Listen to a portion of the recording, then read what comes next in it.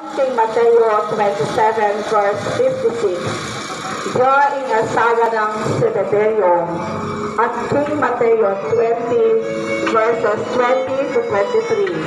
Ni Mother Santiago.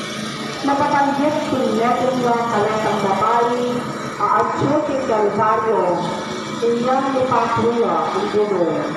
Ang tumulong may saksiya kung pamangibirang lebo ang gulong inyang mintala kong kurikutan dapat usod bang pinipin alaming laman. Santa Maria Salome, neto na karing babayang pinipin at sinuno ka Jesus inyang atsulata Galilea in karelang maestro.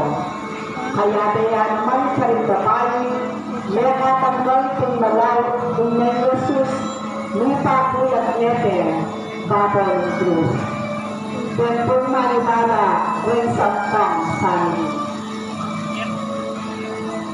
Santa Maria Magdalena, wa ang babae na kanti ameni matang tinggalin Magdala.